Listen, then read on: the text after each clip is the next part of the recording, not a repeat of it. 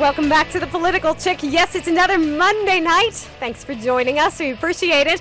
With me tonight is Wayman Tan. He's going to talk to us all about housing, everything. Lots of data to filter through.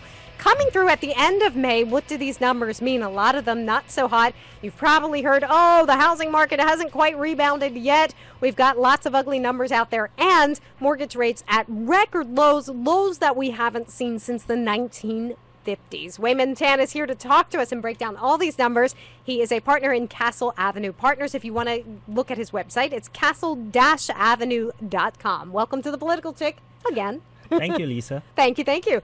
Well, let's talk first because mortgage rates were in the news last week at record lows for the 30-year fixed rate. I believe it's at 4.58%, a rate, like I said, we haven't seen since the 1950s. Is this a bad sign that we just are nowhere near recovering, or are we just trying to say, hey, it is stabilizing, but we want to make sure that we're not going to pump up rates before this gets a little crazy and we lose that stabilization? I know a lot of that bolstered by the $8,000 tax credit. What do you make of the mortgage rates at record lows? Well, the rates are at record lows because investors are scared. And global investors, when they are scared, they flock to U.S. treasuries. Okay, and mortgage rates are correlated with the treasury yield, especially the 10-year treasury. So when everyone goes to buy treasuries, it's going to decrease the yield, and the mortgage rate is a beneficiary of that. Now, the problem with the rate is that the new home applications are decreasing. The reasons would be, number one, the unemployment is really high. I think it's about 9.7%. So people don't go out to buy a house when they are afraid of losing their jobs and when there is no certainty. This is true. We do obviously need to have jobs being bolstered in there. You say the flight to treasuries is a concern. What type of percentage, though, are you seeing international investors in the United States?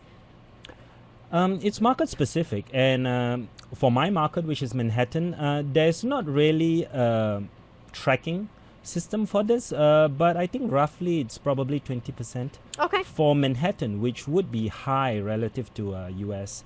I think Florida would be another market with a larger percentage of international buyers. Okay, great. Let's talk about the Bloomberg News saying that the rates have been declining since May, partially due to the European debt crisis. Would you agree that that is causing people to fly to the treasuries and to say, hold on with the homes, or is that just an overblown statement? We really don't have that much to worry about with Europe. Well, I think it is driven by Europe. Because when there's a crisis with the euro, people would find another currency where there's safety. And the US is the natural choice. Okay. All right. Let's talk to lots of bearish housing statistics out there. Yeah. In addition to the really low mortgage rates, which we just discussed, in May, the index dropped 36% for the purchase applications. It actually fell 3.3% for the month. But for the year over year, it was down 36%. And also pending home sales index showing a 30% month-over-month decline. So, doesn't the bottom line mean that jobs are really just driving this, since we seem to have, or is there some explanation as to why these numbers are so low? The pending home sales index and also the mortgage purchase applications, or is it just that jobs rule, and that is what we're going to have to look to see the bounce? Right. With regards to the pending home sales, the definition is the number of contracts signed during the month. So the latest number, which shows a 30% decrease, that is the month of May relative to April. And the biggest change there, or the biggest variance, is the first-time home buyer tax credit. Okay, so May is the first month whereby the people who sign contracts do not get the benefit of the $8,000 credit. And that is why it went down by so much, by about 30%. Well, actually, it was down by 3.3% for the month over month, but for the year over year, it was down 36%. But even last year, that the tax credit was in play, so that we can justify that. Okay, April, since it's going to expire in September, people really were running out saying this is really my last chance, right? Well, the last chance is over because they have to sign the contract by April 30th. So right now, the difference is that previously they get to close by 30th of June. Right now, they get to close by 30th of September. But it takes about 3 months to close if you are going to go out and get a mortgage, right? So that we can attribute the decline of the applications to the tax credit, yes?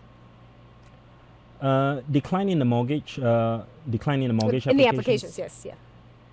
Yeah. Any other reason, or we're just maybe it's summer, just a typically slow time? Everybody's planning on going away for the summertime, and we can think about the house in the fall? Well, it's driven by unemployment. That is the biggest problem. And real estate is a confidence game. Okay, ultimately it boils down to whether people are confident about their jobs, about the economy, before they would go about buying a house. So when you look at the refi applications, that has been going up tremendously. It's the new home purchases that has come down. So what happened is that the government has been providing this subsidy. So that effectively moved the purchase process forward. So we are right now, or rather in May, benefiting from the purchase that otherwise may be happening in, let's say, June, July, August, September, and so forth. Okay. All right. Let's talk about existing home sales. They dipped 2.2% in May, but year over year, they were actually up 19.2%. So this is a good news piece for existing home sales, at least compared to last year. Right. And the median price was up, which I always look at price first, and then I look at numbers after that, because really, isn't that the indicator that you want to see first? Is that, yeah, I mean, you can say as much sales volume is going on, but if things are selling at lower prices, it's not necessarily good news. So I found that it was, or I thought it was good news anyway, that existing home sale median price is up. Yes. What about the new home sale? All right, we did find out that the new home sales, though, plunged 33% in May. Do we know why? Are people just not opting for new construction? They're going for existing homes because they're cheaper, or what is the difference here of existing versus new homes? The difference between, and it's a big difference, new home sales is a number that the builders provide, okay, to the government, and that is based on contract signed.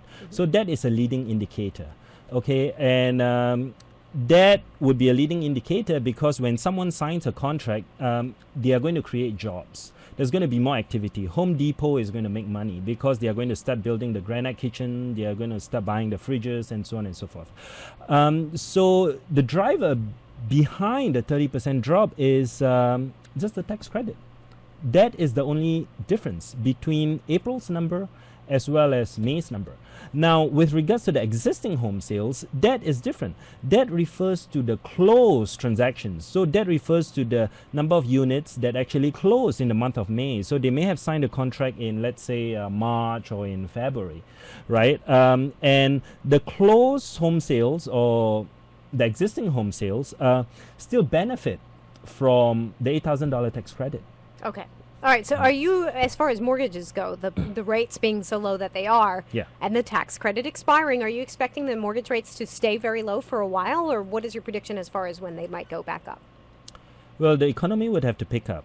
And when the economy picks up, then the rates will go up. Well, everybody's saying, oh, we're in a recovery right now and things are looking better and we're always seeing better numbers. And I don't consider a 9.7 to a 9.5 unemployment rate drop a very big thing because we had a lot of people just drop out of the actual system of receiving unemployment benefits. So what kind of recovery are we having right now? It seems that everybody wants to be talking about, oh, yeah, we're in a recovery. But the housing numbers are really stinky. And this is one of the first things people look to make sure that, yes, indeed, we are in a recovery. Right. So what are you positive about as far as the recovery? Well, Wall Street is hiring. And last year, Wall Street made a record, 61 billion, I believe. And a couple of days ago, the New York Times was reporting that Wall Street is hiring again. It mentioned Goldman, Credit Suisse, and so forth. So that is a positive. With regards to home prices, okay, real estate is local. So at a big picture level, the US real estate market, I think, may have a double dip. And it depends on the market. Okay, the markets that are most vulnerable to a double dip would be the ones where the prices are between 100,000 to 300,000, because the impact of the first-time home buyer credit is the largest amongst lower price properties. So that is really making significant differences from market to market, the tax credit, yes? Yes, definitely. For example, in Manhattan, the median price is 900,000. Relative to the US median price, which is about 200,000. So obviously the impact is a lot larger in a $200,000 market relative to in a place like Manhattan. Sure, because $900,000 minus your 8,000, geez Louise, that's right. not a whole lot. A rounding error.